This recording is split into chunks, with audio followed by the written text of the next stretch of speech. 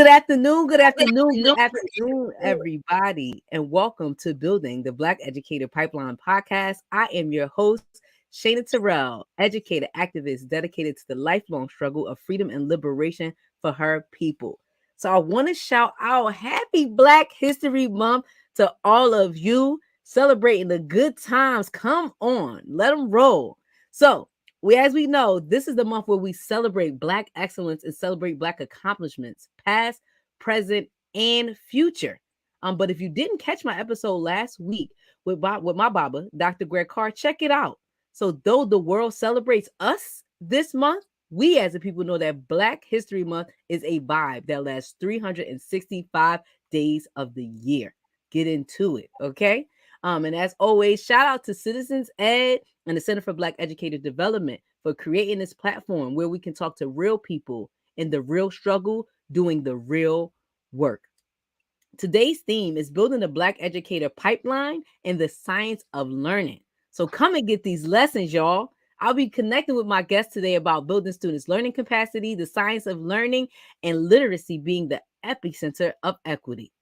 So let me introduce today's guest. Ms. Zaretta Hammond is a national consultant and author of Culturally Responsive Teaching in the Brain, promoting authentic engagement and rigor and culturally linguistic diverse students.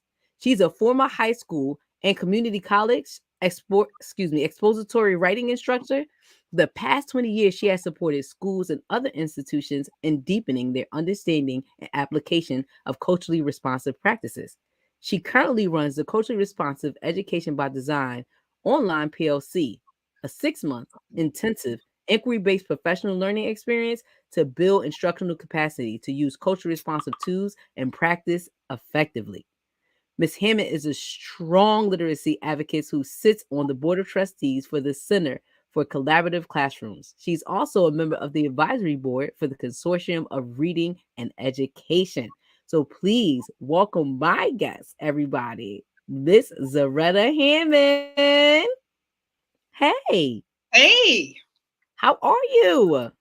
I am good. It's always good to celebrate Black excellence and Black History Month with talking about how we continue to build on that legacy of Black excellence, because it ain't new. We've been at it for a long time. And you know what? My Aunt Earl just had her 101st birthday yesterday. Aunt Earl, shout out to you. 101. That's a good long life. Okay. That's a good long life. A good long life. But no, we thank you for joining us. And as always, I wanted to give the happy shout out for Black History Month. But we do this 365 days of the year, honey. So you are here, just another guest, giving us your tools, dropping your knowledge, and ready for the people. But we appreciate you being here with us today. Absolutely. So generally how we like to start off, we're a little nosy out here about education, but in general, we love for people to share their stories, how they entered the journey of education and what inspired you to be an educator. It's helpful for our people out there to see your path. Yeah, I am happy to share that. And for those that have read the book, know a little bit about that, but it has been a very indirect way in which I came to education. And it started in San Francisco. My grandparents came out to San Francisco in 1940, last wave of that Black migration.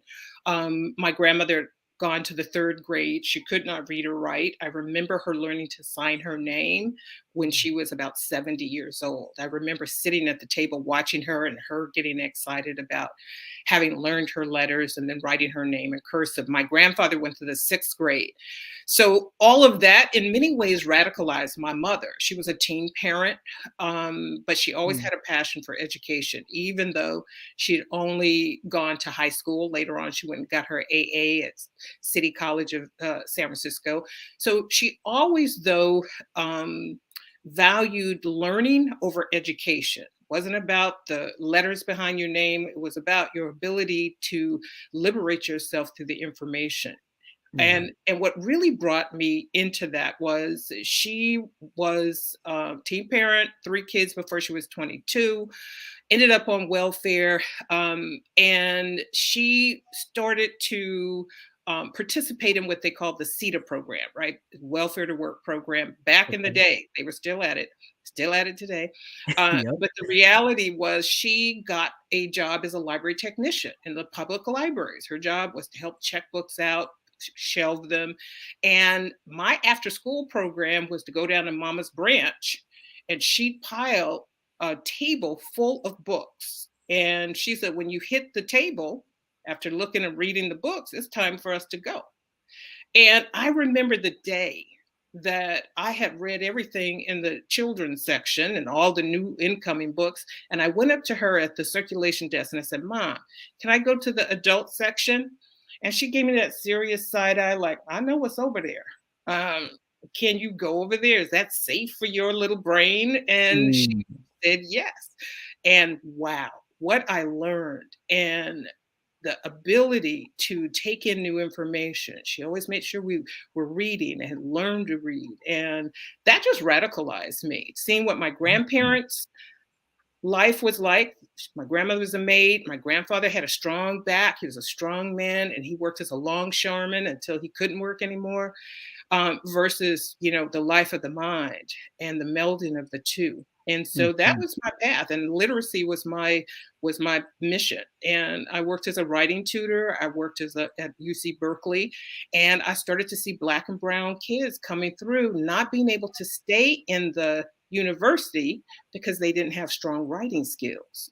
Mhm. So I made that my mission, building capacity around literacy, writing, reading for purpose, expository reading so that we're writing about stuff, not just creative writing, right? So all of that to say that that was a long journey to just really digging in as an educator. Eventually went back, got my credential, my master's, and started teaching. Eventually came out of the classroom to start working in supporting teachers, teacher education. I probably would have been called an instructional coach back in the day, but we didn't have Okay. that Mhm. label. But that's been my trajectory. And I still believe reading is the epicenter of equity. So that regardless of what we're doing, we cannot ignore that. The numbers tell us that when we look at the success or the failure of our children of color in schools. We're definitely going to get into that. And it looks like, that's what like you were driven by. But what's so amazing about what your mother did, she didn't limit you. When you asked, Mommy, can I go over to that other side and dig into these other books? She said, go ahead and do that. Like she That's didn't right. limit you and she believed in you. And I think that's so awesome for Yeah, teachers and for parents out here to hear. Like we have our own expectations of what we think children can achieve, that's but right. pushing children beyond limits or allowing them to test the limits that they want to could have great outcomes. So I Here's the think thing that I that's would amazing. add to that too Mhm. is, she understood the liberatory nature of education. So in addition to just wanting support, she also knew you need to free your mind and you Mhm. have to be able to have those tools. And the way you're going to do that is build your background knowledge. In addition, feeding me, the core Black history, right? Mhm. So, uh, John Henry Clark, Asa Mhm. Hilliard, Yeah. right? Yep. Exposing me to those, taking me out on freedom marches in the early 60s. I have a picture up on my Instagram feed that has me in newspaper clip where they caught us, my brother, my sister, myself, marching. So she had this very liberatory, revolutionary idea of the role education played. She wasn't heavy handed with it, kind of like as a message, but she definitely said, no, the way to liberation is for you to know stuff because they can't, nobody ever take that away Take that from you. from you. And the experience, right? Allowing the experience to be a part of the exposure and not just you need to read this book and study this. Like you Right. need to have this experience. And of course, you bring up the excellent points of being able to access that background knowledge, right? Right. Which most of us get through the experience and not just the learning in the classroom. So I think that's amazing. And a great journey. So in many ways, your mother's experience, especially working as a librarian, put you on that path to education and understanding how important and crucial literacy is Right. to our young people. But what I want to get into first, right? Because this is always probably a burning question when folks are talking to you. And it's really about what is culturally responsive teaching, right? Like you wrote a phenomenal book, Culturally Responsive Teaching in the Brain. But we know that people have taken, chopped up, clipped up, rewound, remixed what culturally responsive teaching is. But I would love to hear from you. What is culturally responsive teaching? Yeah, I want to be able to help people go to the sources, right? And the primary source for that is for the person who coined the term, Dr. Gloria Ladson-Billings. And she Yes. points out three things, right?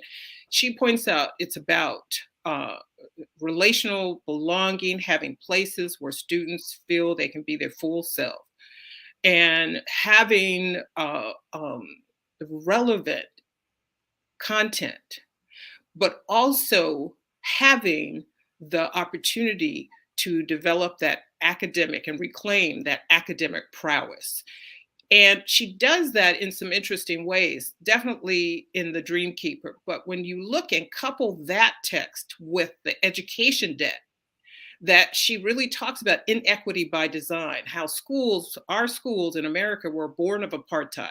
So the reality is folks used, reading to underdeveloped students' Yes. cognitive capacity. So when she talks about this education debt, that's what she's talking about. And therefore, culturally responsive teaching, this idea of creating places that feel intellectually safe and foster sense of belonging because it's culturally congruent. Your brain is calm and ready. Mm-hmm. And that sense of academic prowess, building student capacity by giving them work worth doing and building their capacity to do it, is really important. I feel like the thing that people are doing is treating culturally responsive teaching, the concept of culturally responsive teaching, like gluten-free. They put that issue on everything. And you go in the supermarket and, meat gluten-free. Well, meat never had gluten. Why are we putting that on there?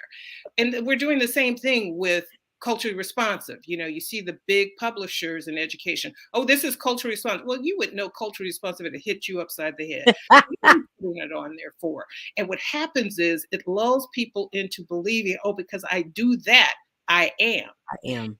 And this is a misconception, and it's misdirection too. It's a distraction, it's misdirection. It's designed to make you think you are, while students languish and Suffer.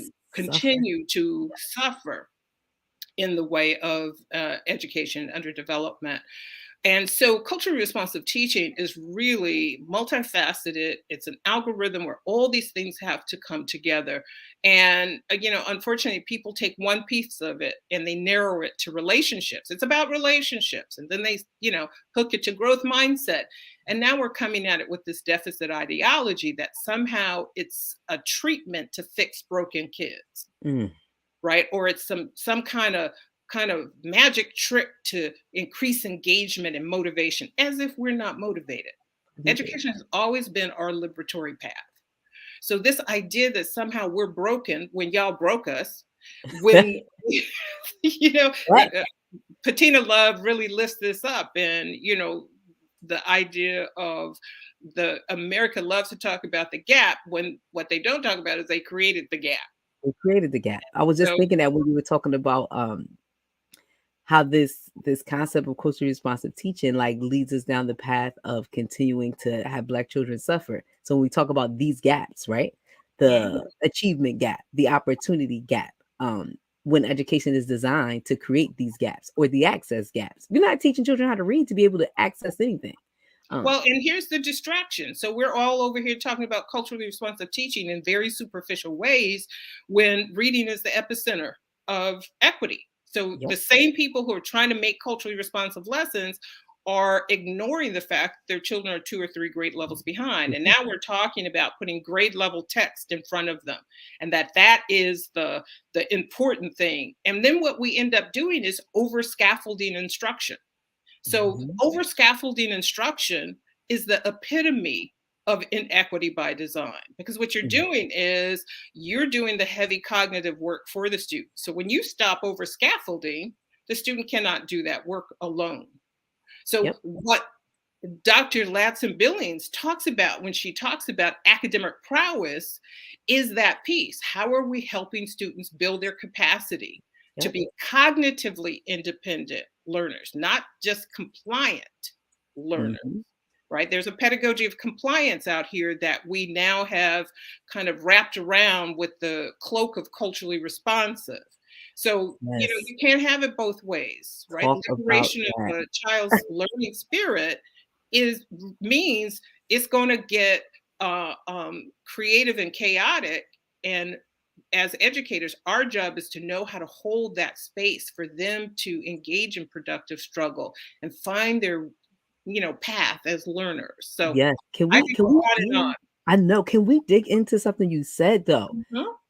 I really want to dig into the pedagogy of compliance. Oh, girl, listen, I just don't want that to go over folks' head and what that means. Because again, I think when we talk in terms of compliance, a lot of attention is given to behavior and discipline when we're talking about a culture of compliance. But there's a strong culture of compliance that exists in academics, which is also detrimental to Black children. But I don't think that gets lifted up enough at all. So I think it's terrible. Meaning, when we talk about academics and when you're talking about over scaffolding and you know how people set up their lesson plans, I do, we do, you do, but the cognitive load is mostly put on the teacher and not on the children to actually think and push themselves and to explore and be okay with failing and trying again, all those things that build capacity for the brain, all those things that go into scientifically, and we'll get into that too, on how we're actually learning or how the brains learn, are absent in classrooms that are predominantly Black and Latinx. And students are doing what they are told academically, right? They're not in charge of their own learning tools. They're doing what they're told. So I would love to hear your thoughts on that pedagogy of compliance, because I think we don't talk about that enough and how it exists loudly in education. Yeah, it's actually our go-to mode.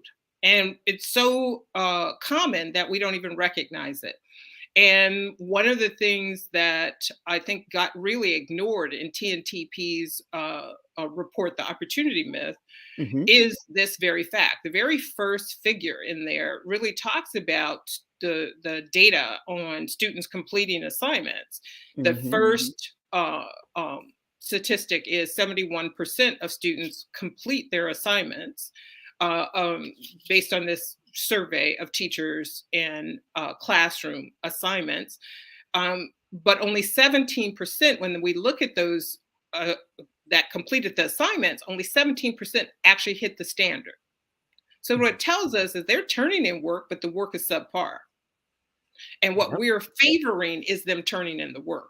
We penalize them if they don't, we cajole them. So students are actually socialized from kindergarten to actually be compliant. The blacker and browner, right? The heavier that accent, the mother tongue is not English, indigenous status.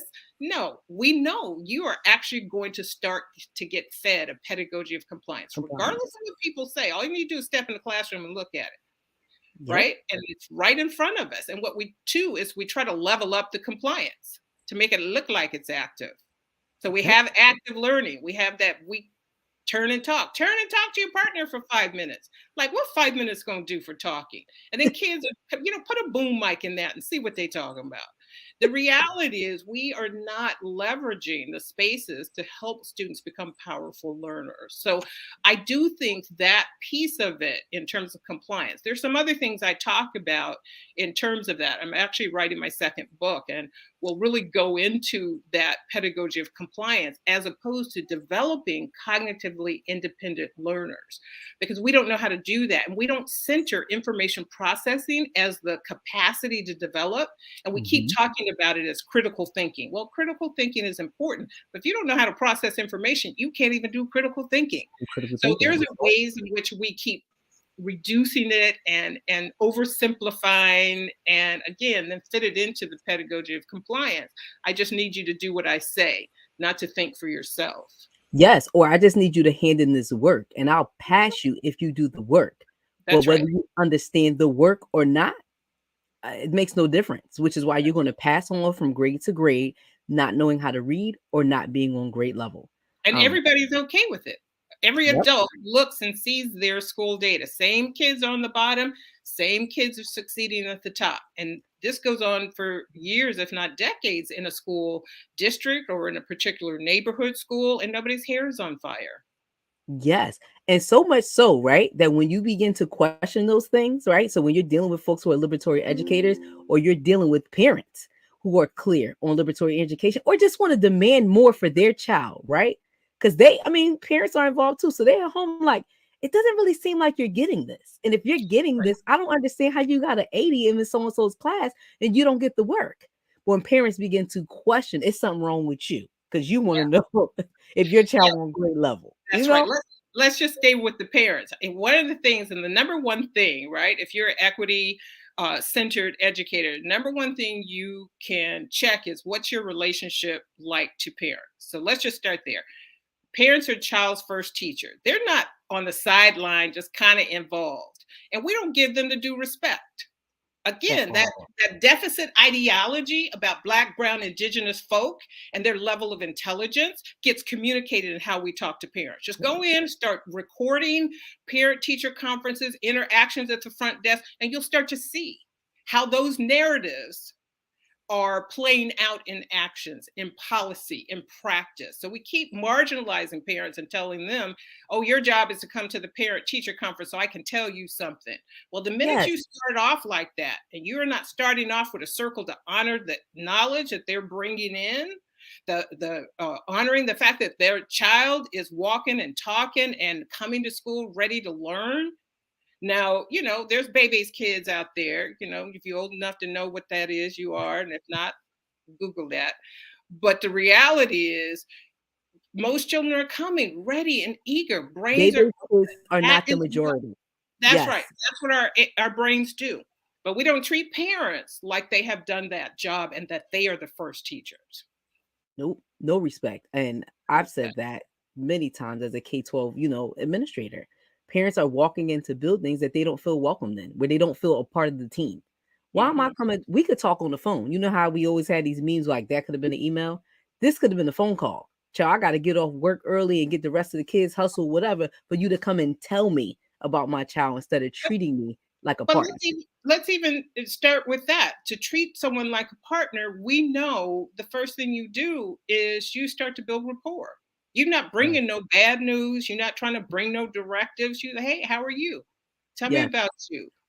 What's up? What's up? And you are trying to build that relationship in an authentic way, not white savior like. Because here's the thing about it. That whole white savior mentality is ensconced in other places and being enacted by people of color. So, we got to interrupt what we are accepting in our own teacher education as the way to go. So someone just put in the comment, I'm reading the scroll while I can, someone said, the pedagogy of compliance looks good when you have a class of 35. But the pedagogy of compliance only looks good if you've not actually been doing that instructional work to build powerful brains. If you haven't put the structures in place where students know how to work in a maker space or to move from one a routine or station to another, where they are being independent learners. Both of my kids were Montessori kids. From 3, they actually cultivate and develop students to be independent in their ability to move around a classroom setting without being disruptive and not having to be micromanaged by the teacher. When the teacher does that, she's trying to hold the whole class. I'm trying to hold 35. So now I'm going to double down. This ain't prison. It's a learning space. We ain't trying to control nothing. Unleash your mind. Yes. Don't get me started on that. No, get started on it. Stay wound up. I don't even need it. Because I stay ready, so I don't have to get ready. Listen, I am for it. One of the key things I think we should center in this conversation, because it's another thing that doesn't get talked about enough in education, is the actual science of learning. I think that when people hear buzzwords, they become buzzwords. That's not how they started. But when we talk about culturally responsive teaching and how you're saying they put that issue on everything, then it becomes a buzzword, right? Like, oh, if I get this book because it's culturally responsive, if I get this, it's the buzzword. And then people also drown out the noise of science, right? That actually works to these superficial kind of interactions that they, again, sprinkle in a lesson. okay, so I'm going to replace this white person with this black person in the lesson. And that makes my lesson culturally responsive. But using no scientific techniques on how the brain works and how children actually and people actually learn. So I would That's love to hear, what are the key elements of the science of learning? Yeah, I think this is so important that you raise this because we have fallen into this brain-based learning as opposed to what, the kidney-based learning? I mean, what are you talking about? They This know is how to package some stuff with language, don't they, you just child? take them out of somebody's mouth. They are not on the road to equity because what it tells you is they have glommed onto strategies over students. So rather than coaching students to be their best learner self, right?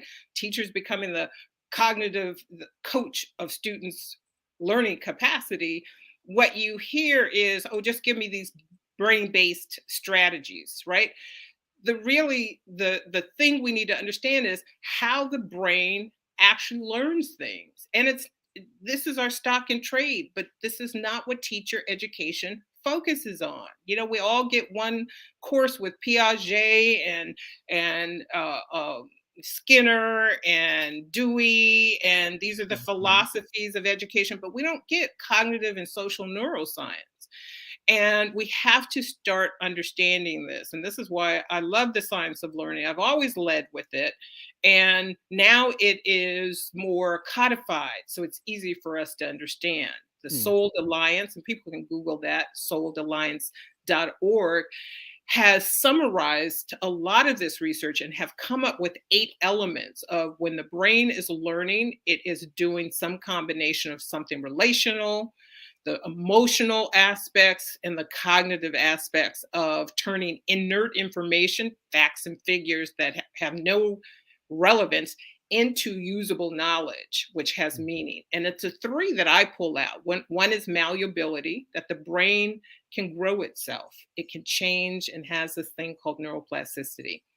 The second is what we call integration or intersectionality, that all learning involves an emotional component, a social component, and a cognitive component. So you can't just, silo them. We can't have 15 minutes of social emotional learning and then we go ignore it when we're in the midst of the kind of the cognitive work. That Mhm. emotion is during when we're doing the cognitive meaning making. And if we don't help students understand and manage and self-regulate that, then they disengage. It becomes Mhm. overwhelming. There's too much cortisol in the brain. There's self-talk. It talks them out of powerful risk taking in learning.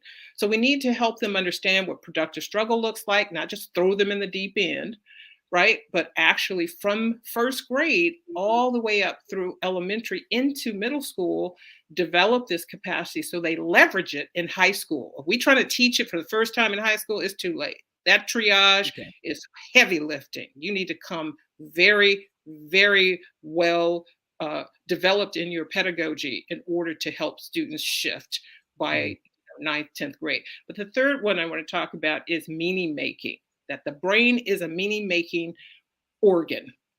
It needs to figure out patterns and puzzles and like why. And the way that it does that is through information processing. It takes all the experiences, all the background knowledge, all the things you know, and puts it in this network we call schema. And that is culturally organized. This is why culture becomes the software to the brain's hardware. That Mhm. schema then is organized. Now, when I'm learning new things, there have to be cognitive hooks, not superficial things, but this is how this is related to that thing you already know. And that is where the student does that. The teacher doesn't have to go in every student's head and does it, but a skillful teacher understands how to help students reach into that background knowledge and make connections to this new information, not just because it's relevant, but because it has meaning to them. This is a piece that people are under appreciating about what Dr. Ladson Billings talked about when she talked about academic prowess. She didn't necessarily name information processing, but what she's talking about is students' ability to do that meaning making through their own cultural lens and to widen their aperture so they can do it in other cultural contexts. Fisher and Fry call this learning transfer.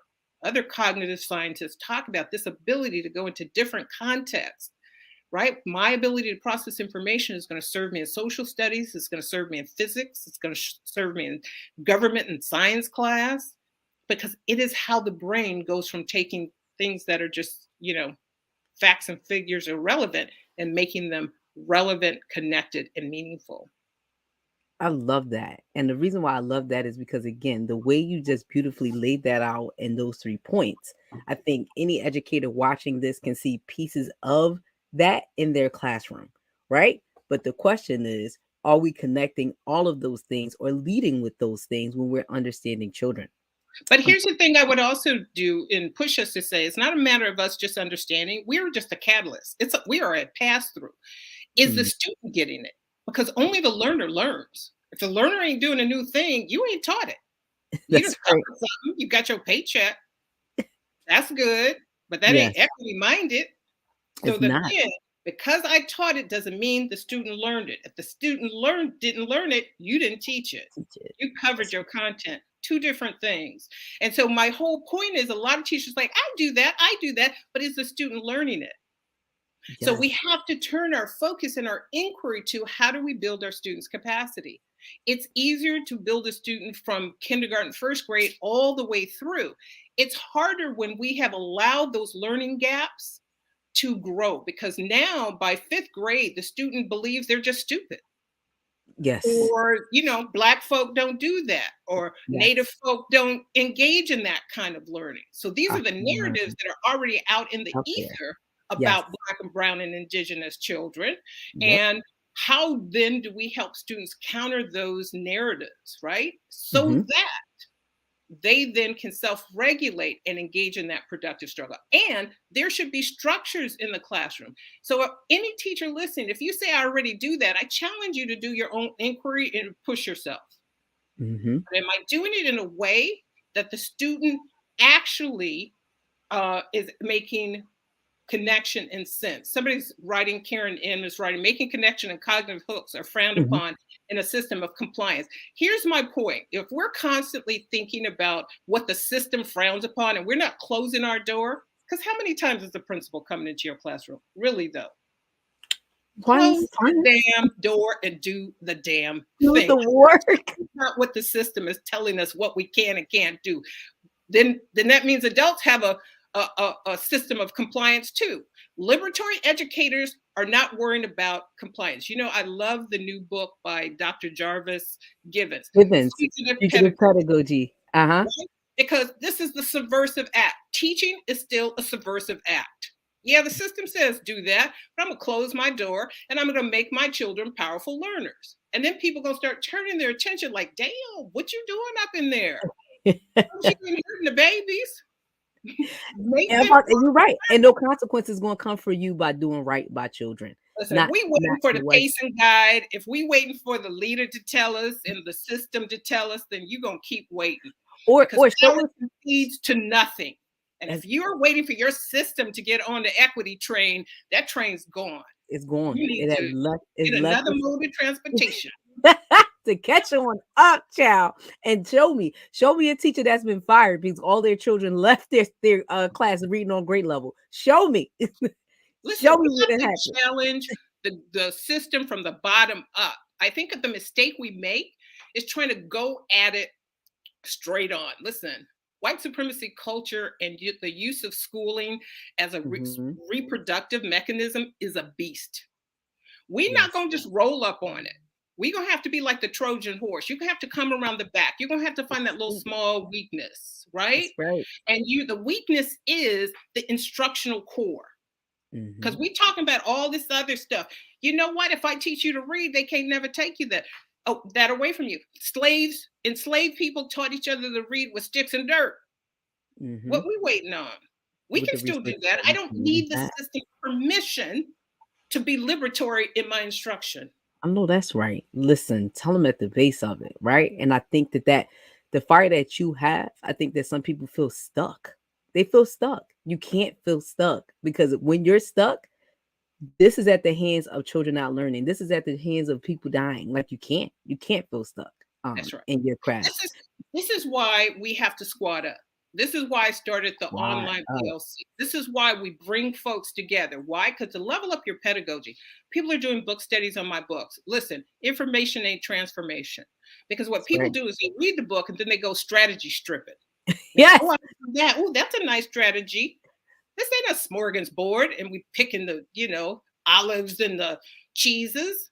This is an algorithm where everything works together. One small piece doesn't work in your car ain't moving.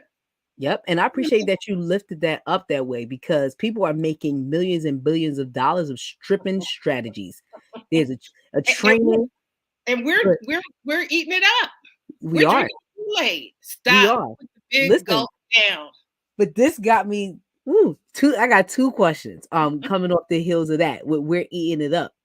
I really would like because again, most of my audience is black. That's who we are. We are black educators. We are building the black educator pipeline. But why is culturally responsive teaching important for black teachers too? And how does it apply to them? Because many Right. times, like, I'm black. I don't need that. They ain't talking to me. Right. So this is that's such a good, rich question. If we believe the deficit orientation around how people are situating culturally responsive teaching, right, then it is this fix for Black and brown kids. And if you're Black or brown, you're in front of the kids, so you already know how to be culturally responsive. So there's some truth to that, but the main thing that we're not doing for Black teachers is building that capacity to understand the science of learning. And that idea of actually restoring academic prowess, because again, we're the first, last hired, first fired. And Mm-hmm. so there's a way in which our own compliance around fitting into the school, not being called out on simple things that other educators, white educators, aren't called out on. This is why we do have to figure out how to be powerfully subversive in plain sight. Mm-hmm. Right. So this idea that how are we learning about the cognitive work, not just the relational, right? We may have that. We may have an edge there. And the fact is that we are not a monolith. There are different kinds of Black experiences in the world. Yes. They all should be lifted up. There is intersectionality between being Latinx and of African descent. There is a synergy with Indigenous cultures and how those intersectionalities in our common experience around colonialism and genocide Exactly. bring us a shared experience. But here's Mm-hmm. the thing. We as Black educators have to lean into the science of learning. We have to understand, how do I coach my student to be a better, more powerful learner? And what does that mean for me? So there's something I have to learn, but it's not just me learning information. I now have to be in conversation and a learning partnership with my student. That's where I talk about an alliance, that we are both up to something liberatory. And I am clear when I'm working with my students, that is what we're up to. Like, I'm not trying to hide the vegetables and make you do some stuff you don't know why I'm doing. It's like, no, I'm telling you the truth about it. Now, Mm-hmm. the fact is, now we have to do that work, and it's going to get worse before it gets better. Students are going to, once we start learning anything, we're not good at it at first. And Mm-hmm. too often we abandon it. As teachers, we abandon, well, the kids I can't get them to talk in groups. Well, it's going to be messy in the middle. Mm-hmm. So how do you do that? What are the mechanisms so that you move them through the messy, chaotic part of it? How are you engaging them so that they are being the leaders of their own learning? That's a whole piece they don't keep. The leaders and the masters of their And they own. keep that from us. And that's where we as educators need to be getting together to do that work. Yes. And I love and how all of this, you are putting the onus back on the teachers, but not in a blame fest kind of way. Right. Not in a blame fest kind of way. It's more of be the master and be the owner of your own craft. Stop waiting for folks to give you something. Stop waiting for folks to give you this magic pill to be able to just to teach kids and turn minds on when there's a science of learning that exists. And again, understanding your own power, especially for Black teachers, your own power and your own history and legacy of leading and teaching young people. So I love how you flip it and put it back and put the onus on teachers, which Yes. brings me to the other thing that when you was talking that got me hype is you talk a lot about being equity minded and being an equity minded educator.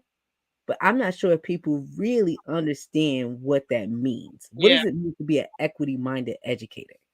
I think it is, it's the primary condition that puts you in the position to build toward being an abolitionist teacher, right? So we talk about that, but that means I'm conscious of my ability to use pedagogy to move students forward. I am conscious and understanding how the system wants to keep us stuck, how it will underdevelop them, how I can counter it in ways that are uh, easy for me and not about me battling the school board or my Mhm. principal or the, you know what I mean? Because I got to keep my own peace. You got to keep your own well-being and anchor. You've got to be able to not burn yourself out raging against the system, right? So Mhm. that's the first piece. I think the other piece is our racial literacy is too low.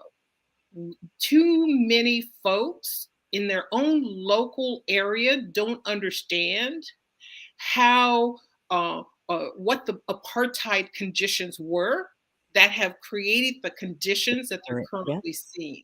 current system. Yeah. Yes. You know, Dr. Joyce King talks about her work is really powerful, and you know, more of us should be reading it. She talks about this idea of uh, disconscious racism, meaning, you know, we have this kind of amnesia about it. Now we know the high points, but we don't know how it's enacting itself in the local context, particularly when we start talking about underdeveloping cognitive capacity. Like that sounds cool as hell to say, but you need to know actually how it works so that an equity minded educator has a lens that is tuned to being anti-racist because it understands how the system works. It just has an understanding. That's where Mhm. that racial literacy, we understand the narratives. This is how those narratives are playing out in this context. We understand the historical timeline. We understand how all those things are working. I But think that's big. here's the other part to it. You also have a cultural lens that is open. So you have a bicultural, if not a tricultural lens. And think about it like glasses, two different lenses that bring an image together. Mhm. Because I definitely got astigmatism in both eyes, but they work together to We make work sure together. I'm seeing straight and clear. Right. I But hear the too many. Here's the last piece I'll say. yep. I see too many folks that lean heavily on the anti-racist stuff, and then that's what it's all about. So that they don't know how to build a bridge to the instructional stuff. All they get training around is anti-racism, anti-bias, and social justice themes in the curriculum, but they don't know how to make students more powerful learners. Well, here's my struggle with like even talking about anti-racism, anti-bias. Again, those are one of those buzzwords. That's It's also performative. Like people will say I'm anti-racist just so they're not seen as racist in a sense. When and underneath all that is like, but are you really doing the work? Um, and I think that we get very caught up in being anti-racist, anti-bias, culturally responsive training. We need a diversity and equity committee. We get so caught up in those things yeah, as if those are the only things that are limiting the education possibilities for children. You can be as anti-racist as you want. If you can't teach, they aren't going to learn. And I think that that message gets drowned out by, am I racist or am I not? Yes, your racist practices are prohibiting you from seeing that the science of learning works on any child. Like when yeah, people connect that, right? Like they don't connect that. Like, yes, we have to deal with your bias. We have to deal with your racism because that is what is even prohibiting you from acknowledging that there is a science of learning. That is what is prohibiting you from putting the onus on you as an educator. That is your job to help children unlock their potential. That's why we need to get rid of that. yeah. But once we go through all of those trainings, there needs to be real quality instructional coaching to help support teachers Ooh. on things like the science of learning. There All needs right. to be So let's stop right there. Woo, girl, you said a lot, right? yeah, But let's see. This is why I think instructional coaches are the linchpin because they don't have that strategic knowledge, and they're supposed to be put in classrooms to help teachers with the culturally responsive. It's the blind leading the blind. it What do they is know? divine. And let's turn down the volume on the words and let it be about the work. And so Mm-hmm. again, if you have a classroom where you have a number of children who are underperforming in reading proficiency, stop with the words, start doing some inquiry around how do I build their capacity to be powerful learners. So now your actions will couple your words, your Mm-hmm. work, right? Faith without works is dead. If I just say I'm anti-racist, right, being hopeful around that, but if I'm not doing the work of translating that to interrupting the way cognition is underdeveloped, then I can't say that I'm actually working that out. I can't. I can't. You're exactly right. Faith without the works. Stop saying it and let's do it. I think that's major. But I love again how you're like lifting that all up. Um, the other thing I would love to get into, because we mentioned it a lot here, and I've had previous shows about this, but I would love to hear your own kind of words. What do you mean when you say liberatory education? Like, what does liberatory education mean to you? Yes. I go back to my own schooling experience that I was, my mother created her own busing program, right? She Mm, lied about our address and okay. sent us to a predominantly white class, school. I mean, thinking we were going to get a better quality of education. Of course, I was from the hood, and you take the Yep. girl out of the hood, but you know what the saying is: the hood went to Yeah. school with me, and Hello. All right. that was not appreciated.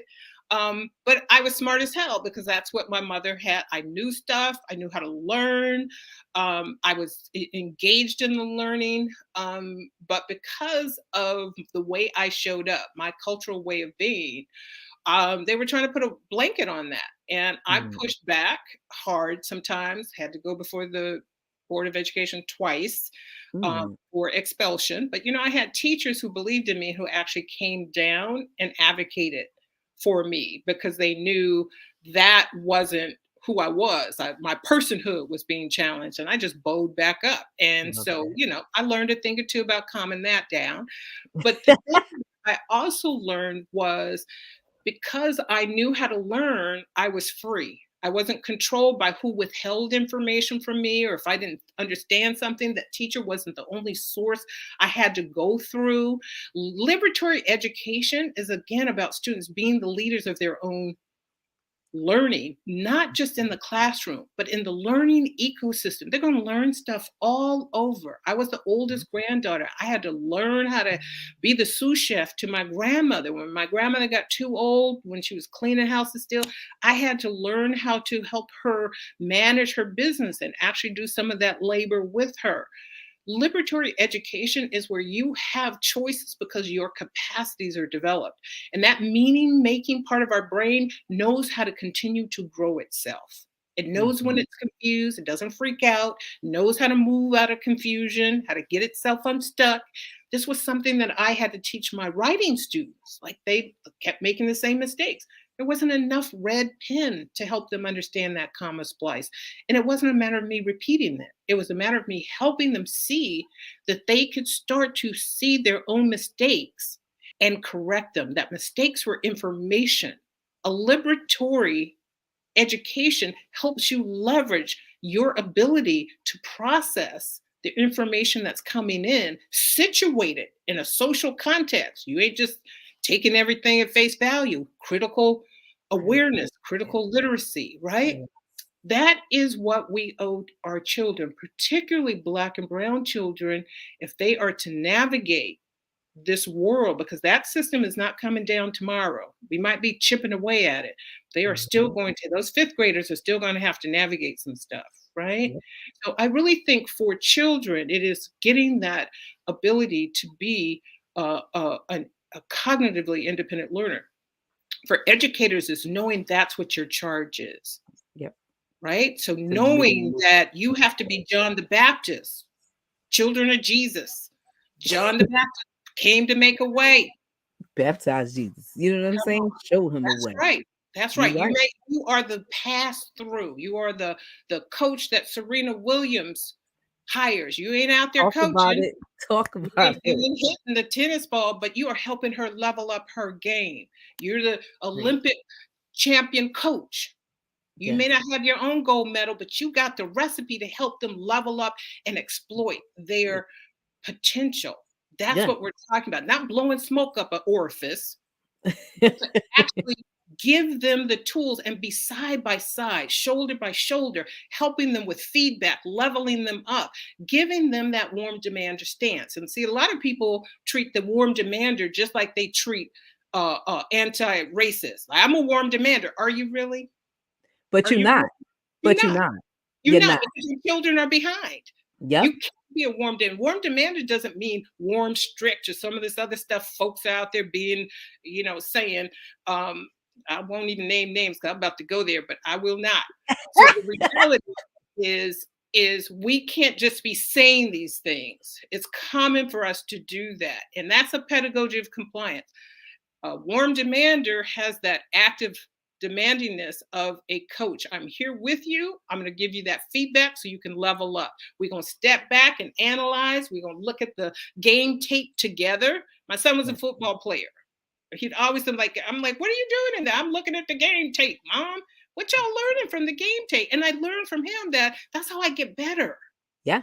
My son's an athlete too. We watch film with him. This is the only area where we don't use those same skills of what does it mean to improve. Agree. Or it's same area where, again, you can call yourself warm and strict and people glorify you, or, well, her class, they're super compliant and the kids like her. Are they reading when they leave? Then what was all that warm strictness for? Just to survive, not to have a class that's on fire. And that is the problem there, because we cannot expect the bare minimum from our children. They're beyond just not having the classroom on fire. They're beyond that. Again, I love the example that you made about Jesus and John the Baptist, right? Because they are geniuses. And I know people say like that's the buzzword, right? But no, they really are. And it's your job to help unlock the key to their potential. But again, when you already have a deficit of not seeing brown and black children in that way, you already come in the classroom stepping wrong. Right.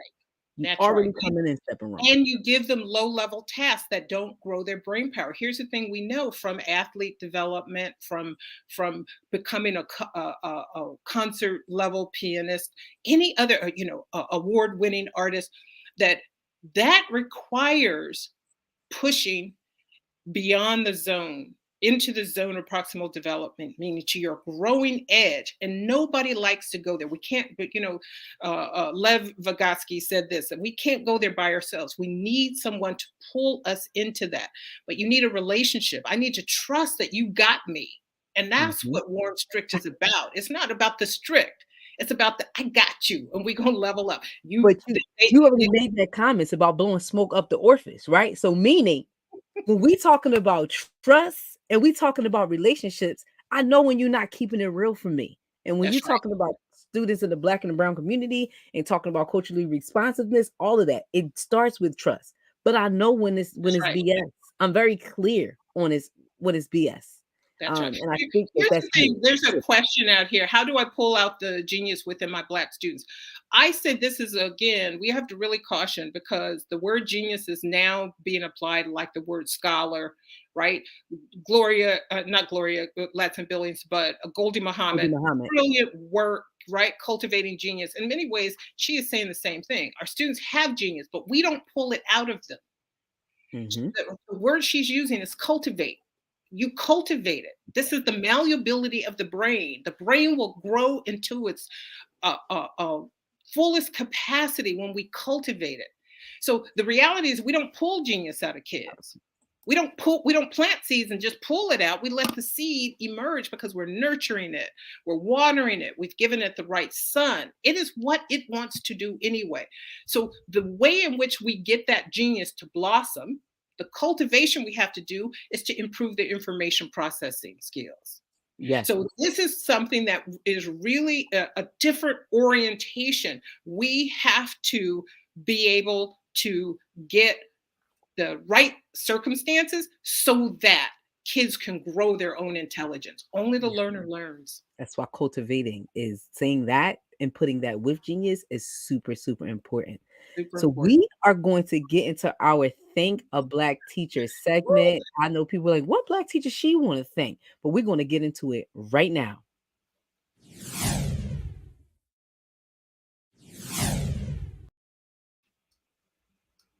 So what Black teachers or Black teacher do you want to thank today?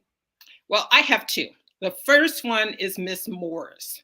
Miss Morris was my fifth grade teacher at Lafayette Elementary in San Francisco, California. She was the only Black teacher in a predominantly white school. We were, a gaggle of Black kids, my brother, my sister, myself, and a few other Black kids in this predominantly white school. And she really would kind of pull us aside, not so much and say, hey, you have to edit yourself or behave this way, but she was always like, you need to develop your intelligence and manage yourself in a way. Because I was just like, and she was like, snatch me up. Miss Morris was like, she was a demand, Warren demanded, she was the demanding part of that. But I appreciate her because what she was also pointing out was you have potential. She always started that with, girl, you have got it. You need to cultivate it. You need to rein it in. You need to develop it. So she was always on me in a way that I'm like, Miss Morris, but I love her. I love her because she challenged me to do better. She challenged me to level up and to step into my genius. And I have always been appreciative of her. She wasn't warm and fuzzy. That wasn't her. Mr. Hudson was the second one. He's my 10th grade teacher. And actually, I don't even know if I actually had Mr. Hudson for anything. But, I'm roaming the halls, doing my thing, trying to be social. Mr. Hudson, he was the warm part of that because he was like very relational, but he'd also give me the side eye like, girl, you don't belong out these halls. I'm like, yes, you do. So I love that both of them were able to be their authentic selves, understand the liberatory nature of education, be subversive in their own way. They were actually expressing that fugitive pedagogy, that I can see something better for you. Let me give you a little direction, because these folks don't care if you crash and burn. I do. Well, shout out to both of those people who have been a major impact and a major influence on your life. In this space, we want to give people their flowers and let them know that the impact that they've had on us. We don't have a bunch of time to get into it, but just the impact of like Miss Quinta Brunson and her show Abbott Elementary, and that being inspired by one teacher, and her experience with that one teacher, right? It's that's a whole nother conversation, right? Yes, it is. I'm gonna have to do a show around that, but it's super amazing to know that how you impact the lives of young people and how they carry those moments and those things with them. That's and right. What you said just immensely described that. I want to spend like a minute 30 seconds because I good for people to hear this on this, because I know we about to wrap up in a minute. But we are in the times of the pandemic right now, like we just are. And what opportunities do you see for folks right now to be able to reimagine education as we know it? First we got to stop using the word reimagine. If I hear that one more time, I take a pen and take my own eye out. It's just rhetoric right now. So the fact is, be about the business. Do the damn thing. Help kids learn in any ecosystem that they are in. That's the best thing we can do. I wrote an article, Liberatory Education, this past summer for American Teacher. You can Google it. And I really talk about and try to unpack how we can leverage the pandemic as an opportunity to reimagine what instruction looks like, not just better distance instruction, but again, preparing students to be powerful learners. The pandemic has just pulled back the curtain that we have not done that. And we still have to. That's our educational debt that Dr. Latson Billings talked about. That's where our social responsibility is. We need to help every student become a powerful learner. So leverage the opportunity that the pandemic has set before us, right? The obstacle is the way. And the way to do that is to engage students, see where those learning gaps are, help the student buy in, lean into that learning, and help them move through that information processing. And if you don't know what that is, rather than just going out making stuff up, learn about it, right? Squad up with some folks. If your district isn't offering that, offer it to yourself. Yes. Because they are not going to bring liberatory education to your next PD. Ain't coming. It ain't there. Okay. You got to learn how to access that info on your own. Oh my God. Thank you for being with us today. This has been, of course, a fire conversation. So much information given, so much energy given, but on top of that, so much inspiration. You are definitely super inspiring and know how to light a fire under the people. So Well, we I thank just you. appreciate all the teachers out there holding it down. They still doing the damn thing. They're in there with the children in the trenches. So the rest of us need to shut. Well, that's what I was gonna say. I generally give my folks that's a final word that you want to say to the guests out there. And So that is my final word is we need to lift up teachers, love on a Black teacher, love on each other, and share some knowledge. Push yourself to say, I think I'm doing that. Am I doing that? And, use video, use audio, just build your capacity and don't do it by yourself. We're better together. shout out, squad up. Well, thank you everybody for coming to watch and join us today. We will be back next week, same place, same time. And Miss Hammond, we appreciate you being with us today. So see you next week, everybody. Peace.